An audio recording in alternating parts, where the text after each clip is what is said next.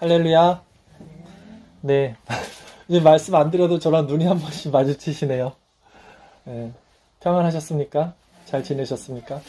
지난주 설교 먼저 정리를 다시 한번 짚고 넘어가 드릴게요. 지난주에 저희가 교회의 힘이라는 제목으로 말씀을 전했습니다.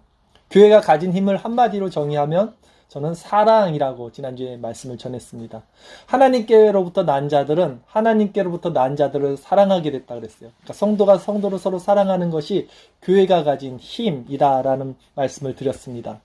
왜냐하면 성도가 교회 안에서 서로 사랑할 때 어떤 본질이 생기냐면 하나님 나라의 정체성이라는 게 생겨요. 하나님 나라의 그 시민권자의 기쁨을 알게 되죠.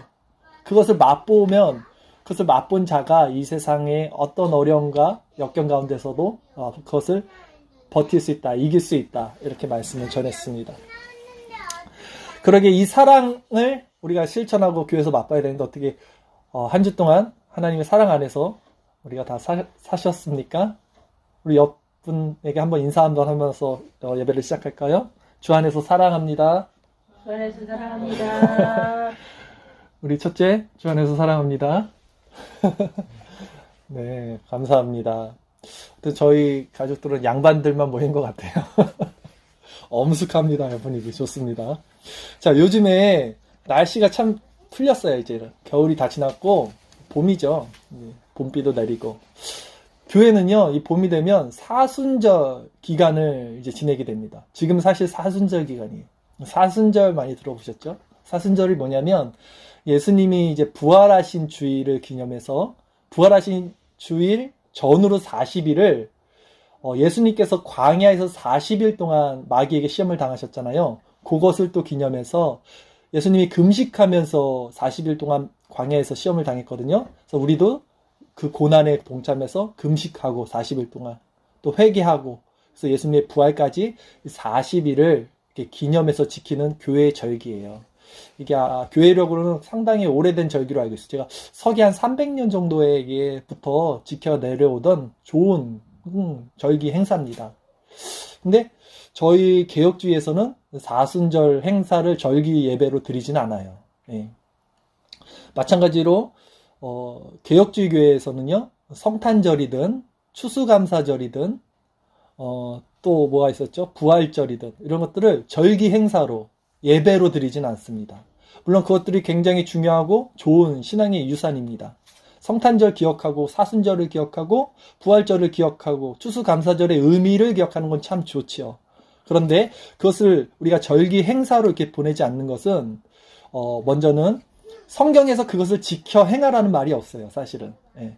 부활절, 사순절, 추수감사절, 이거 율법이거든요. 추수감사절도 신약에 와서 그것을 지켜 행하라는 말이 없기 때문이고, 또 그런 날을 부활절만 또 어떤 성탄절만 기념한다기보다는 모든 날이 예수님의 부활이고 모든 날이 우리에게 예수님의 그 사순절의 고통을 상기시키는 날이 돼야 되기 때문에 우리는 이 십자가의 고난, 이 사순절만을 기념하는 것이 아니라 항상 매일매일을 그리스도의 고난에 동참해서 살아야 된다. 이게 개혁주의 정신입니다.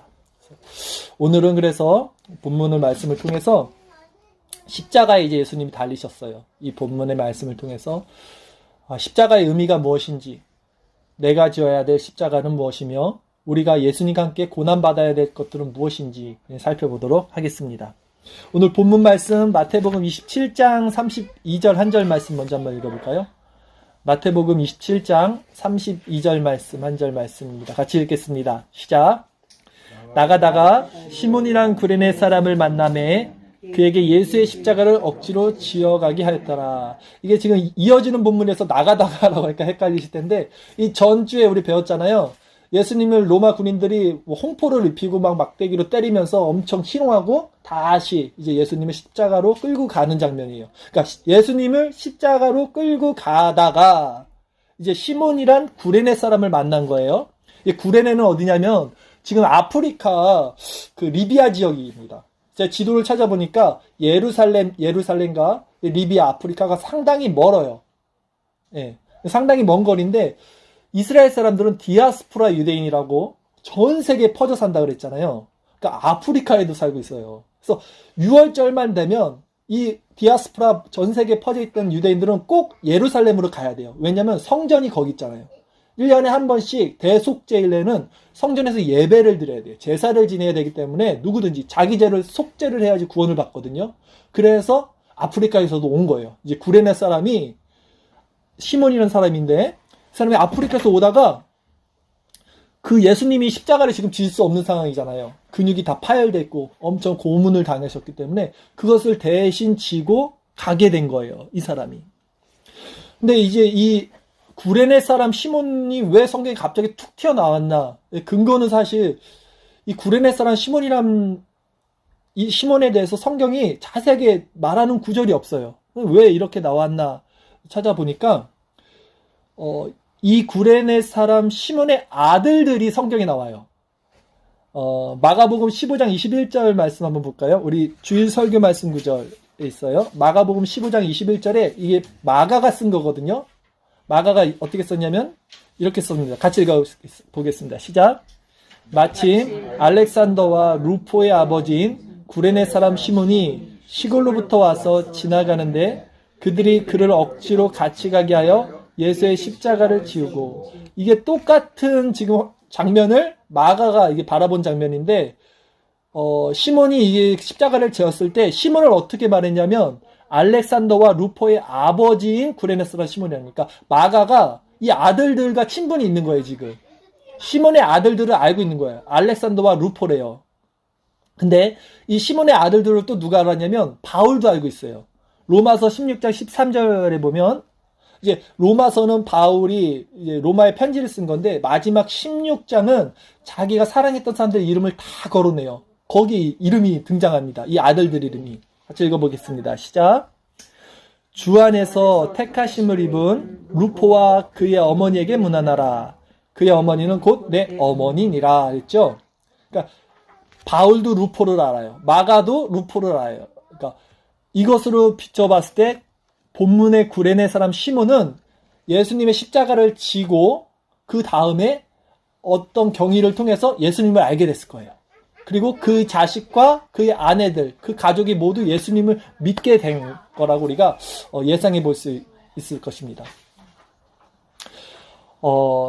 이 시몬이 십자가를 지고 골고다 언덕을 딱 오를 때는요, 이건 갑자기 그에게 찾아온 고난이었어요. 생각하지도 못한 십자가의 고난이었지만 이 고난을 통해서 정작 시몬의 가정에 복음이 들어갈 수 있었던 걸 우리가 지금 말씀을 통해서 유추할 수 있었죠. 즉 우리가 짊어지는 어떤 고난들이 있을 거예요. 어떤 십자가가 있을 것입니다. 근데 이것은 그 고난으로 끝나는 것이 아닐 거라는 거죠. 분명히 우리가 져야 될 고난과 십자가는 당시 우리에게 왔을 때는 이 십자가를 왜 내가 져야 돼 하겠지만 그것은 결국 우리 가정을 또 우리를 복음으로, 그래서 구원으로 이끈다는 상징적 의미가 이렇게 있는 거예요. 그래서 성경에서 구레네 사람 시몬을 여기 탁 하나 넣어준 겁니다. 그래서 이어서 말씀을 읽겠습니다. 마태복음 27장 33절 34절 두 절 말씀입니다. 같이 읽겠습니다. 시작. 골고다 해골의 곳이라는 곳에 이르러 쓸개탄 포도주를 예수께 주어 마시게 하려 하였더니 예수께서 맛보시고 마시고자 하지 아니하시더라 그랬어요. 골고다는요 아람어예요. 당시 지금 1세기 그 이스라엘은 언어들이 엄청 많았어요. 아람어, 히브리 사람들이 있었죠, 유대인들. 그다음에 헬라어는 그리스 사람들이죠. 그다음에 로마, 라틴어, 엄청 많은 언어들이 막 섞여 있었는데 아람어로 골고다가 해골이에요. 해골. 그래서 갈보리 언덕 많이 들어보지 않았어요? 갈보리라는 말은 또 라틴어예요. 그러니까 같은 말인 거예요. 갈보리 언덕, 골고다 언덕, 이게 똑같은 말이에요. 언어가 틀린 거예요. 해골이란 뜻이에요. 이 해골이라 불리는 이제 언덕이에요. 이게 올라가고 계시는데 얼마나 힘드시겠어요, 예수님이 지금 이제. 언덕이니까 더 힘드실 거예요. 근데 누군가 되게 안쓰러워 보였나 봐요, 예수님이. 어떤 행동을 했냐면 누군지는 명시가 안 돼 있어요, 성경에. 쓸개탄 포도주를 줬다 그랬어요. 쓸개탄 포도주. 쓸개탄 포도주는 뭐냐면 쓸개가 쓰잖아요. 이게 마취 성분이 된대요. 그래서 포도주에 쓸개를 타면 그 고통을 경감시킨대요.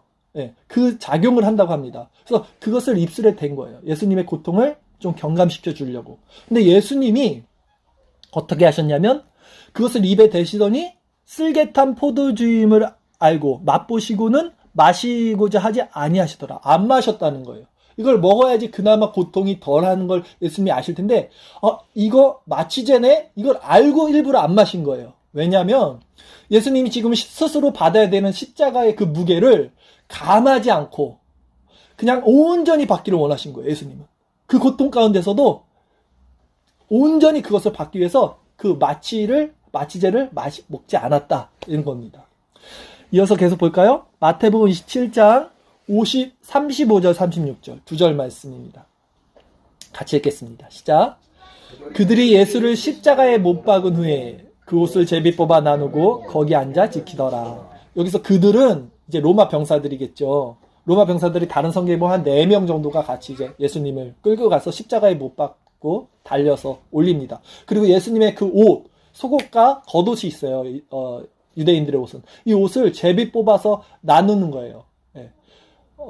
당시에는 옷이 귀했어요. 예. 옷이 한 벌이에요. 그래서 이걸 입고도 자요. 예. 입을 삼아서. 그래서 옷을 버릴 수는 없는 거예요. 사람이 이제 죽었을 때. 근데 그 옷을 그러면 죄수들의 옷은 누가 가졌냐 하면 통례적으로 그 사형을 집행하는 자들이 그걸 가졌다고 하는 거예요. 그래서 이들이 그것을 찢을 수는 없으니까 제비 뽑아서 한 사람에게 준 거예요. 근데 이것 또한 말씀에 이미 기록된 예언의 성취이기도 했습니다.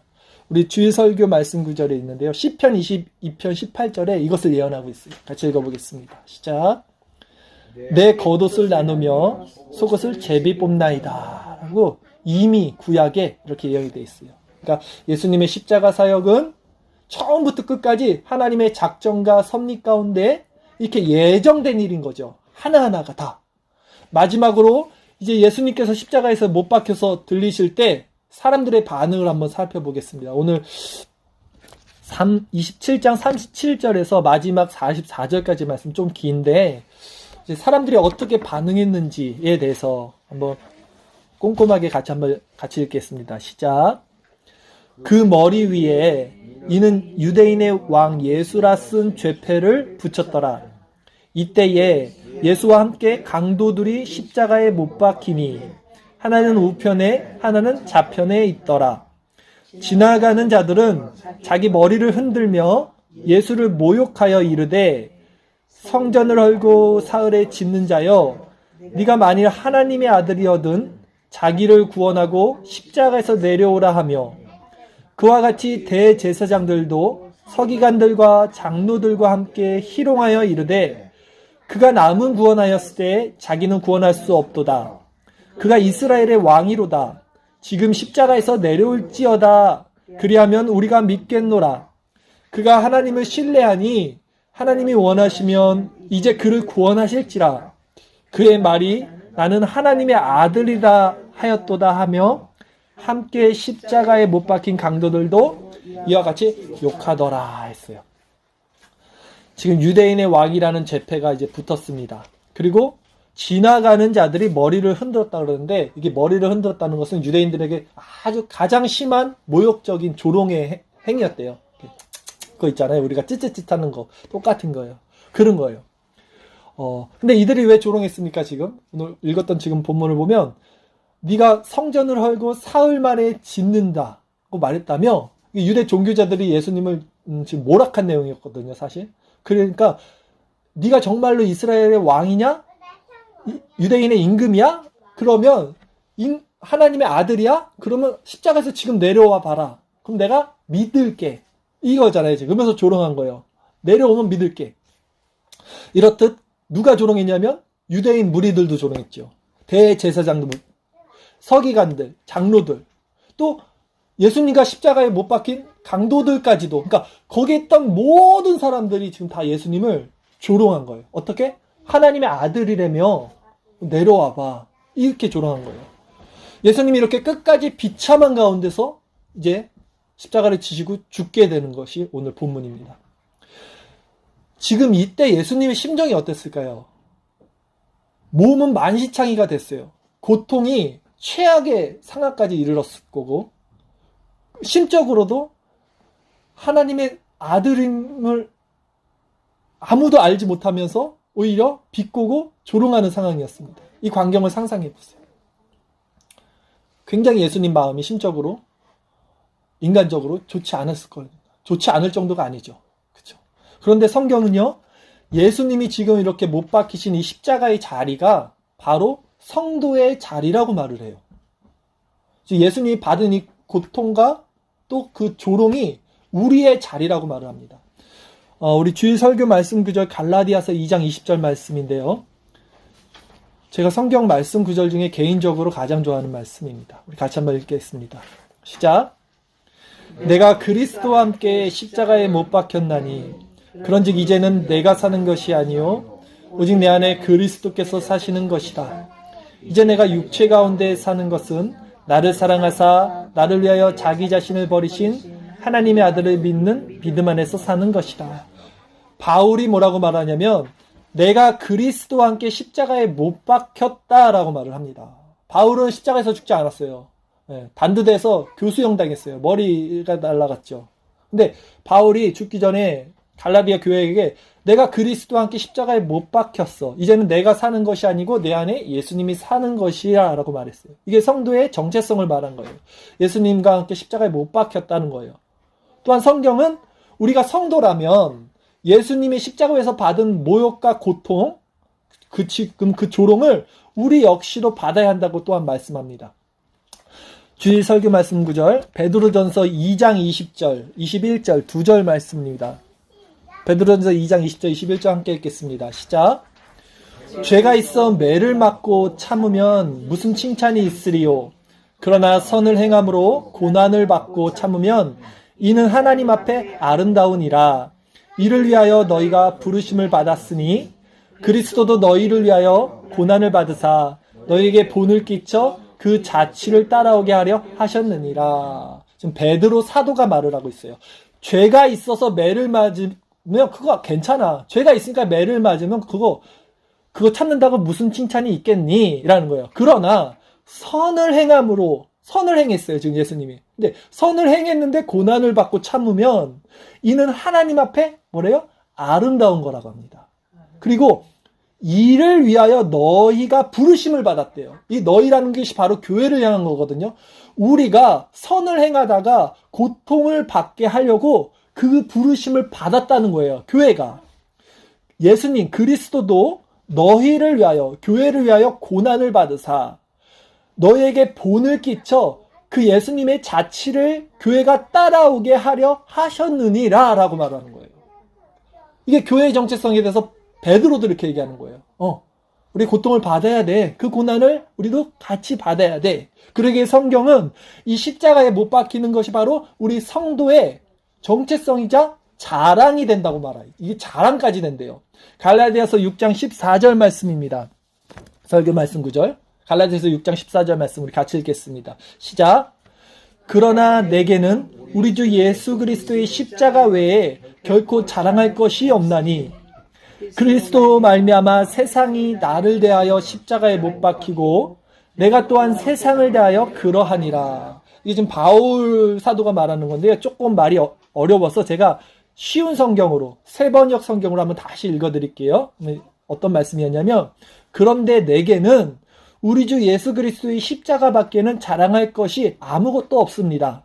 그리스도로 말미암아 내 쪽에서 보면 세상이 죽었고 세상 쪽에서 보면 내가 죽었습니다. 라고 바울이 말해요. 그래서 그리스도의 십자가가 나의 자랑입니다. 세상에서 보면 내가 죽은 자예요. 근데 내가 세상을 보면 나는 세상이 죽은 것처럼 보이네요. 라는 말이에요. 이렇듯 그리스도인의 정체성은 예수님과 함께 십자가에 못 박혀서 세상에서는 죽은 자들인 거예요. 우리는 세상이 봤을 때는 우리가 죽은 자야. 근데 우리가 세상을 보니까 우리는 세상이 죽은 것처럼 보이는 거야. 내가 살았어. 근데 세상이 산 거고 우리가 죽은 것처럼 보인다고요. 달라요. 인식론이 달라요. 인식론. 예수님께서도 이렇게 말씀하세요. 누구든지 분명히 나를 따라오려거든 자기를 부인하고 자기 십자가를 지고 나를 따르라고 합니다. 주일 설교 말씀에서 다시 한번 볼까요? 마가복음 8장 34절 35절 두 절 말씀입니다. 마가복음 8장 34, 35절 예수님께서 성도의 정체성에 대해서 말씀하십니다. 같이 읽겠습니다. 시작.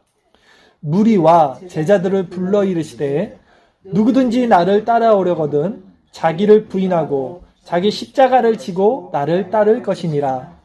누구든지 자기 목숨을 구원하고자 하면 잃을 것이요 누구든지 나와 복음을 위하여 자기 목숨을 잃으면 구원하리라. 예수님이 말씀하신 거예요.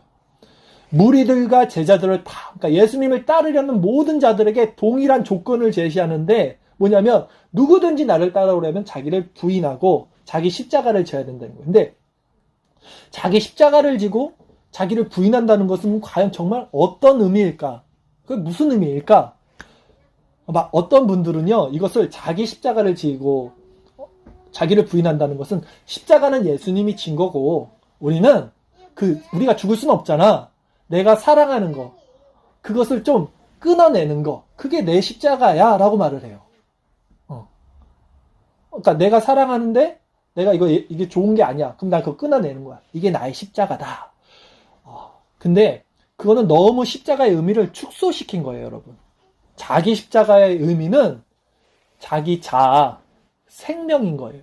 그래서 지금 우리가 곧만 읽었던 말에 예수님을 따르는 자의 정체성을 이렇게 말씀하시면서 누구든지 자기 목숨을 구원하고자 하면 잃을 것이요 누구든지 나와 복음을 위하여 자기 목숨을 잃으면 구원하리라. 이렇게 말씀하시는 거예요. 즉 그 자기 옛자가 십자가에 못 박힌 자들만이 나를 참되게 따를 수 있는 제자고 구원을 얻는다라는 말이에요.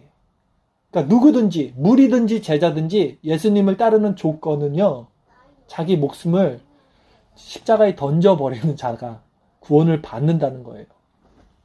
그러기에 우리 성도는 예수님께서 쓸개탄 포도주를 지금 마시지 않고 온전히 고난을 받으셨듯이 우리도 각자에 주어진 자기 십자가의 몫이 있습니다. 이것을 피할 필요가 없어요. 온전히 세상 가운데서 고통을 달게 받아야 하는 거예요. 그게 제자도라는 거예요.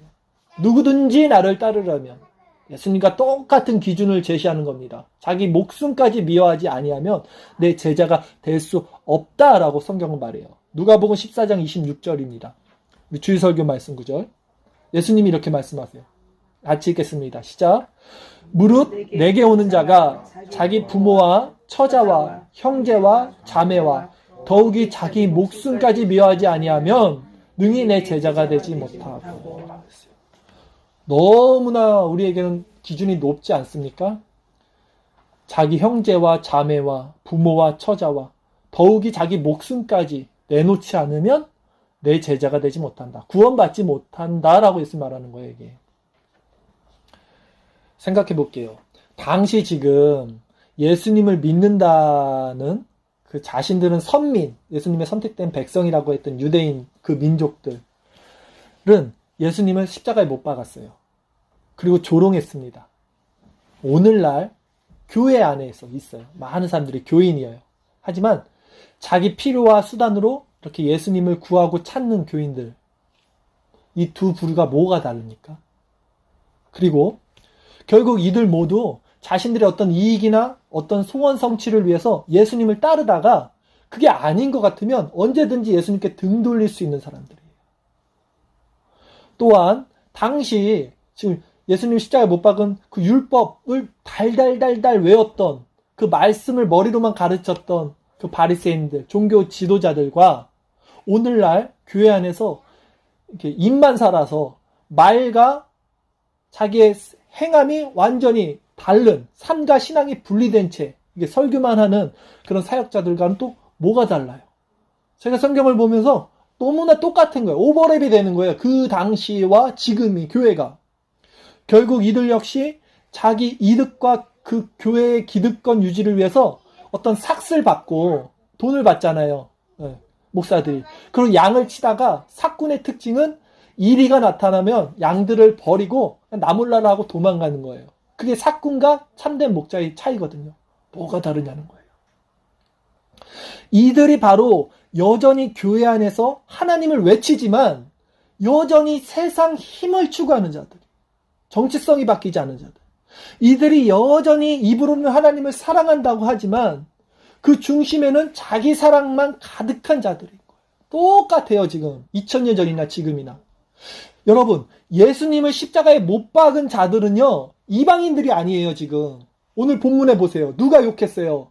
유대 무리들, 종교 지도자들, 바리새인들, 서기관들, 유대인들, 하나님을 잘 믿는다는 선민들이거든요. 그들이 예수님을 십자가에 못 박은 거예요. 이방인들이 아니라.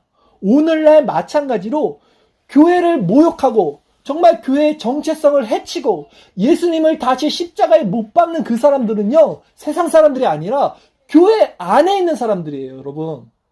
교회 안에서 예수를 믿고 있다고 말하면서 정작 자신의 정체성이 하나도 바뀌지 않는 그런 종교 지도자들, 그런 허울뿐인, 명목뿐인 집사, 권사, 뭐 그런 자들, 장로.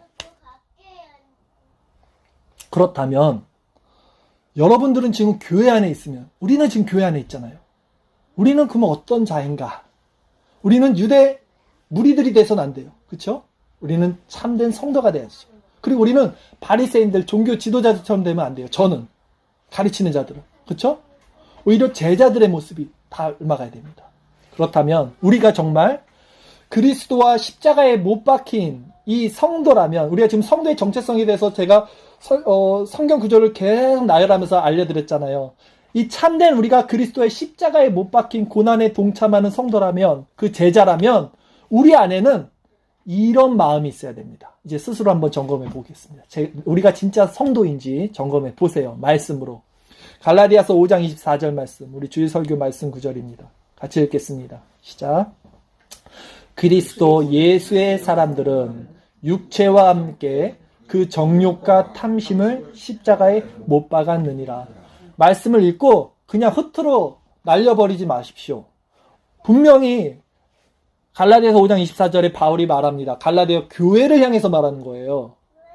그리스도 예수의 사람들은 육체와 함께 정욕과 탐심을 십자가에 못 박았다 그래요. 탐심은 뭐냐면요, 아직 드러나서 보여지지 않는 내 안에 감춰진 죄를 탐심이라 그러잖아요. 그러니까 우리가 자연법상으로, 형법상으로는 내가 누구를 때렸어요. 그러면 때린 것이 죄가 돼요. 그렇죠? 안 때리면 죄가 안 돼요. 때리면 그것에 대한 형벌과 처벌을 받는데, 탐심은 뭐냐면 때리고 싶었는데 참았어. 근데 이건 우리 자연법에서는, 우리 형사법에서는 죄가 아니지만 성경은 그 탐심, 드러나지 않은 그 마음에 내재된 그 마음도 죄라는 거예요. 그리고 더 무섭다는 거예요. 왜? 탐심은 우상숭배라 그래요. 우상숭배는 10계명 중에 하나님이 제일 싫어하는 첫 번째, 나 외에 다른 신을 섬기지 말라는 거예요. 보여지는 죄보다 보이지 않는 우리 내면에 감춰진 그 의도, 의중, 그 죄에 내재된 본질이 가장 무서운 죄라는 거예요. 그것이 우상숭배라는 거예요. 성경은. 그리스도 예수의 사람들은 그 육체와 함께 정욕과 탐심까지도 십자가에 못 박은 자들이에요. 죽어버린 자들이라는 거예요. 여러분이 정말 여러분들이 그리스도와 함께 십자가에 못 박힌 그분의 제자가 맞다면 여러분은 세상적인 정욕과 탐심을 십자가에 못 박고 지금 세상과는 전혀 다른 방향의 삶을 살고 있어야 됩니다. 아니 나중에 살아야지. 에이, 성경이잖아. 아니 이거 누가 그렇게 사는 사람 누가 있어? 다들 그렇게 말하더라고요. 제가 이렇게 설교하면 많은 분들이 누가 그렇게 살아요. 그렇게 말을 많이 합니다. 그러나 그렇게 사는 사람이 없기 때문에 구원받는 사람이 적다고 하는 거예요. 성경이요. 좁은 길을 가는 사람이 적다고 하는 거예요. 넓은 길을 가는 멸망으로 인도하는 사람은 많고 좁은 길을 가는 생명의 길을 가는 사람은 적다고 그러는 거예요. 그래서 우리가 정말 이 세상의 영광이 아니라 하나님 나라의 영광을 추구하는 성도라면 이 땅에서는 우리 성도가 받는 그 고난이 있어요. 이 고난을 성경은 뭐라 그러냐면 히브리서 11장 24절 25절 우리 주일설교 구절에 있습니다. 이 하늘의 영광을 받고자 하는 성도가 이 땅에서 어떻게 살아야 되는지 그 고난에 대한 대처하는 성도의 정체성에 대해서 말해요. 히브리서 11장 24절 25절 두 절만 같이 읽겠습니다. 시작. 믿음으로 모세는 장성하여 바로의 공주의 아들이라 칭함받기를 거절하고 도리어 하나님의 백성과 함께 고난받기를 잠시 죄악의 낙을 누리는 것보다 더 좋아하고라고 그랬습니다. 자, 모세는 아시죠? 이집트의 왕자입니다. 예, 이집트의 왕자예요. 믿음으로 모세는 장성했어요. 컸는데 바로와 파라오, 그러니까 왕의 공주죠. 공주의 양아들이었거든요. 그러니까 가만히 있으면 이집트의 왕자로서 평생 잘 먹고 잘 살 수 있었는데 그 공주의 아들이라 칭함받기를 거절하고 오히려 도리어 하나님의 백성과 함께 고난받기를 잠시 죄악의 이 낙을 누리는 이 세상 사는 것보다 좋게 여겼다는 거예요. 이게 성도의 정체성이라는 거예요. 이 세상이 주는 잠깐의 80년, 100년 이 삶의 즐거움보다 그냥 고난받기를 택했다는 거예요. 다 그거 버리고. 또 베드로전서 4장 1절에서 5절까지 말씀도 있습니다. 길지만 굉장히 좋은 말씀이에요. 같이 읽어보겠습니다. 시작. 그리스도께서 이미 육체의 고난을 받으셨으니 너희도 같은 마음으로 갑옷을 삼으라. 이는 육체의 고난을 받은 자는 죄를 그쳤음이니 그 후로는 다시 사람의 정욕을 따르지 않고 하나님의 뜻을 따라 육체의 남은 때를 살게 하려 함이라. 너희가 음란과 정욕과 술 취함과 방탕과 향약과 무법한 우상 숭배를 하여 이방인의 뜻을 따라 행한 것은 지나간 때로 족하도다. 이러므로 너희가 그들과 함께 그런 극한 방탕에 다름질하지 아니하는 것을 그들이 이상히 여겨 비방하나 그들이 산자와 죽은 자를 심판하기로 예비하신 이에게 사실대로 고하리라. 좀 어렵는데 제가 이거 3번역으로 다시 한번 읽어드릴게요. 좀 이해하기 편하게 쉬운 말로 번역해서 한번 읽어드리겠습니다. 들어보세요. 그리스도 예수님께서는 육신으로 고난을 받으셨습니다. 여러분도 이 예수님과 같은 마음으로 무장하십시오. 육신으로 고난을 받은 사람은 이미 죄와 끊어진 것입니다. 이제부터는 육신으로 살아갈 남은 때를 인간의 욕정대로 살지 마시고 하나님의 뜻대로 살아야 합니다. 여러분은 지난날에 이방 사람들이 하고 싶어하는 일을 하였으니 곧 방탕과 정욕과 술 취함과 환락과 연애와 가증스러운 우상 숭배에 빠져 살아왔습니다. 그러나 그것은 지나간 때로 충분합니다. 그들은 지금도 여러분이 자기들과 함께 그런 지나친 방종에 빠지지 않는 것을 이상히 여기면서 여러분을 비방합니다. 그들은 그러나 산 사람과 죽은 사람을 심판하실 분에게 사실을 죄다 알아야 될 때가 올 것입니다. 라는 거예요. 이해 가시죠? 여러분들이 세상의 정체성을 버리고 하나님을 따르면 그 세상 사람들이 야, 너 왜 변했냐? 아, 술 한잔 하자. 이렇게 된다는 거예요. 이상하게 여긴다는 거예요, 오히려. 세상에서는. 그게 이거예요. 여러분이 자기들과 함께 그런 지나친 방종에 빠지지 않는 것을 이상히 여긴다는 거예요. 그리고 여러분을 비방한대요. 그러나 마지막 심판 때가 있다는 겁니다. 여러분, 다시 한번 여러분 권면드립니다. 우리가 정말 성도라면, 그리스도의 제자라면요, 그리스도와 십자가에 못 박힌 자들이 정말 맞다면, 오늘 그 예수님의 고통에 우리가 참여하기를 원한다면, 그 예수님의 조롱받은 예수님과 우리가 마음을 함께하기를 원한다면 우리는 반드시 그분과 같은 정체성으로 살아가야 돼요. 그분이 원하신 거고 그분이 말씀하신 기준입니다. 누구든지 나를 따르려거든. 만약 그렇게 살지 않으면 마지막 심판날 우리 역시도 비켜갈 수 없어요. 아, 왜 나 교회를 몇 년 다녔는데, 나 목사였는데, 나 성도였는데. 아닙니다. 그분은 분명히 우리의 선악간, 우리의 행실로, 우리의 행위로 공의의 하나님, 심판의 하나님이 심판을 하신다고 말씀합니다. 성경은 그리스도의 고난에 동참하는 것을, 그러므로 육체를 따라 살지 않는 것이라고 분명히 말을 해요. 지금 우리가 읽었잖아요. 우리가 성도라면, 그리스도의 고난에 동참하는 자라면 남은 우리의 인생은 육체를 따라 살지 않는 거라고 말을 하잖아요. 그렇다면 우리가 정말 죄된 본성을 갖고 있어요. 그런데 근데 그렇게 사는 사람이 정말 어디 있어요? 맞아요. 1편 맞아요. 마음은 원이로되 육체가 연약해서 근데 죄된 속성으로 정말 하나님 그렇게 고귀하게 어떻게 우리가 그렇게 하나님처럼 거룩하게 제자들처럼 살 수 있습니까? 물어볼 수 있어요. 어떻게 육체의 욕심을 따라가지 않을 수 있습니까? 방법이 있습니다. 방법을 알려드릴게요, 여러분. 주일설교 말씀 9절. 말씀에 솔루션이 있죠. 방법이 있죠. 갈라디아서 5장 16절, 17절 2절 말씀입니다. 같이 읽겠습니다. 시작.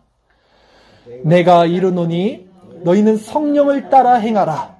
그리하면 육체의 욕심을 이루지 아니하리라. 육체의 소욕은 성령을 거스르고 성령은 육체를 거스르나니 이둘이 서로 대적하므로 너희가 원하는 것을 하지 못하게 하려 함이니라. 이게 무슨 말입니까?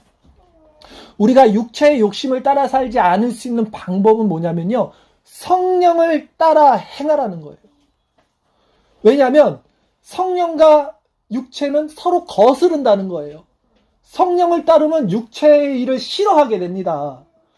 육체의 소욕을 따르면 성령을 싫어하게 돼요. 이 둘이 함께 할 수 없어요. 빛과 어둠이 어떻게 공존하겠습니까? 하나님과 세상이 어떻게 공존하겠습니까? 너희가 하나님을 택하든 세상을 택하든 선택하라는 거예요. 그럼으로써 성령을 택하면 세상 것을 이길 수 있고 세상의 육체의 소욕을 거스르게 할 수 있다라는 거예요. 이게 솔루션이에요. 이게 방법을 성경이 우리에게 제시하고 있는 것입니다. 여러분, 그러므로 우리는 성령께 나를 복종할 수 있는 마음을 달라고 기도해야 돼요. 아멘이 안 나오시네. 그렇지 않으면 마지막 날에요. 이 공의 하나님께서 여러분과 저도 심판하실 겁니다. 행악간의 심판을 하세요.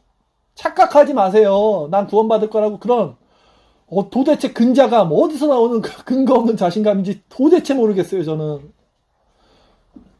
고린도 후서 5장 10절 말씀에 이렇게 말씀하셔요, 분명히. 우리 주일설교 말씀 구절 읽겠습니다. 시작. 이는 우리가 다 반드시 그리스도의 심판대 앞에 나타나게 되어 각각 선악간에 그 몸으로 행한 것을 따라 받으려 함이라. 그랬어요. 분명히 말씀하십니다.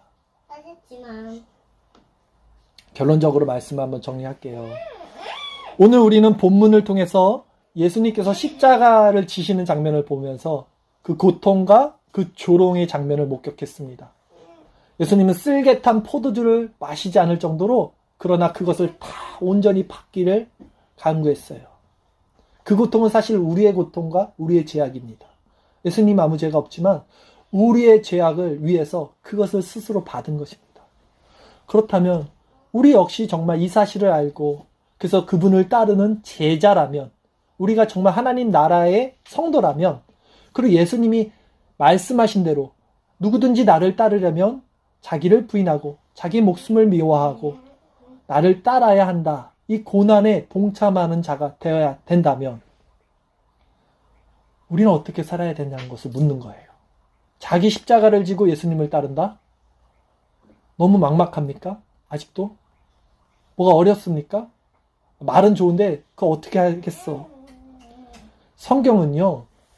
다시 한번 말씀드리지만 우리 마태복음 7장 13절 말씀 한번 읽어볼까요? 어떻게 말씀하는지. 주일설교 말씀 마태복음 7장 13절입니다. 같이 읽겠습니다. 시작. 좁은 문으로 들어가라. 멸망으로 인도하는 문은 크고 그 길이 넓어 그리로 들어가는 자가 많고 생명으로 인도하는 문은 좁고 길이 협착하여 찾는 자가 적음이라. 예. 생명으로 인도하는 문은 적어요.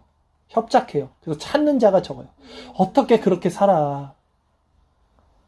다 넓은 길로 가고 있습니다. 이렇게 제가 말씀을 전해도 그렇게 그 좁은 길을 가는 자는 적다는 거예요. 왜냐하면 육체의 소욕은 성령을 거스른다니까요. 여러분이 여전히 육체의 소욕이 있기 때문에 말씀은 좋은데 육체는 연약한 거예요. 나는 그래도 술 한잔 해야지. 술이 나쁘다는 거 아닙니다. 또 오해하지 마세요. 술 먹으면 지옥 간다 이 얘기하는 게 아니에요, 저는. TV 보는 거 똑같아요. 안 좋은 TV 보는 거는 오히려 탐심이 더 큰 우상숭배라니까요. 뭐 술이 더 큰 죄, 텔레비 보는 거 좀 더 낮은 죄 아니에요. 그 얘기하는 거 아니에요, 제가 지금. 우상숭배가 죄라고요. 여러분 마음 중심에 그 정체성이 없다는 거. 그게 죄라고요, 여러분. 여러분 안에는 하나님이 원하시지 않는, 내가 버리지 못하는 나쁜 그런 모습들이 없습니까?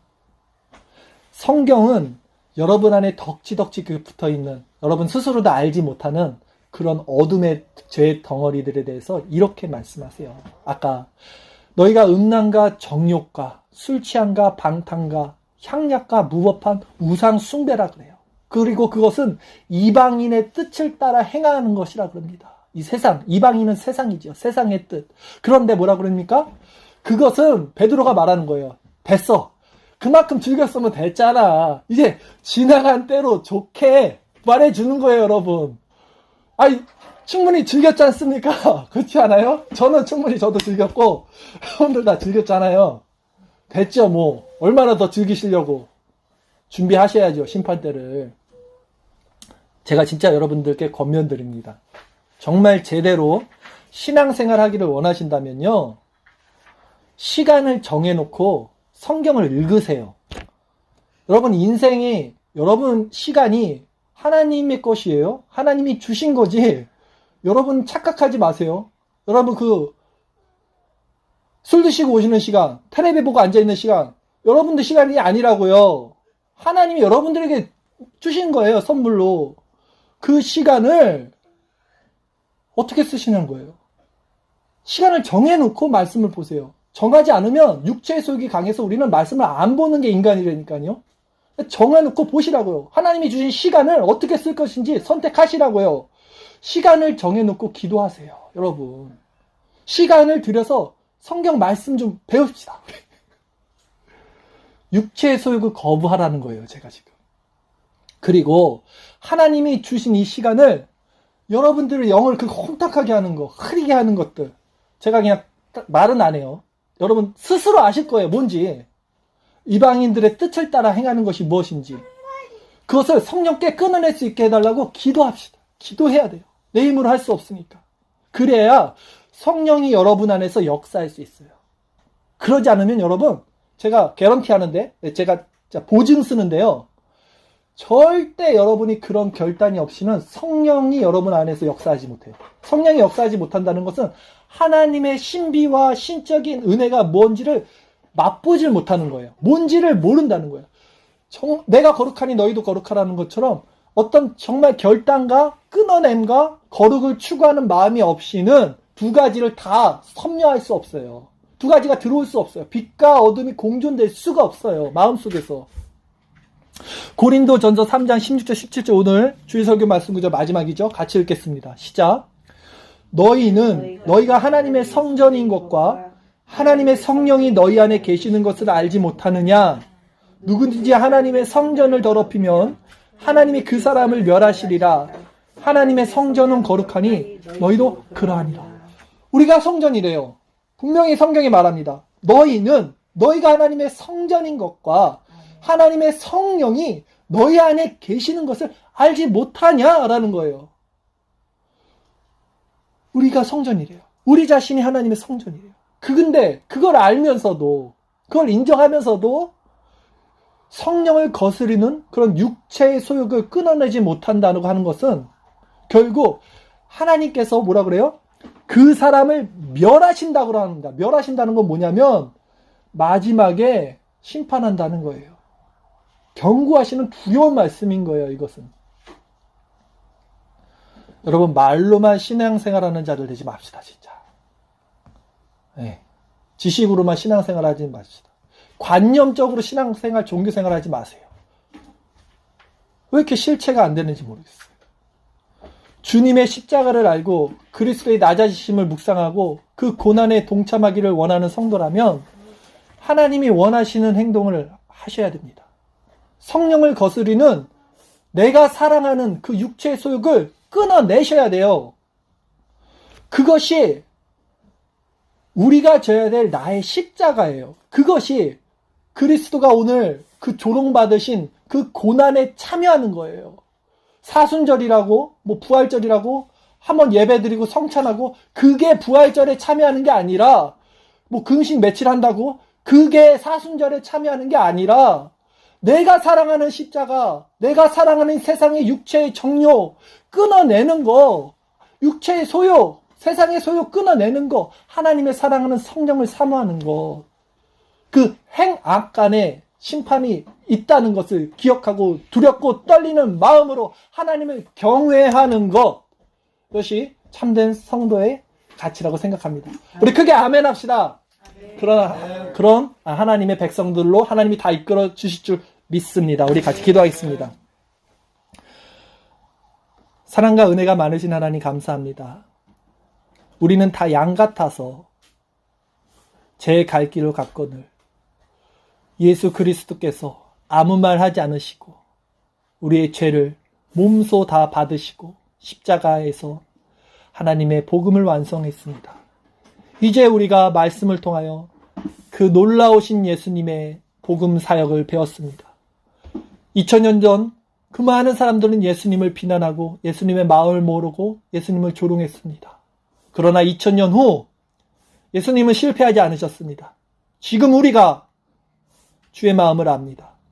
누가 주의 마음을 알아 주를 가르치겠느냐. 그러나 우리가 그리스도의 마음을 가졌느니라.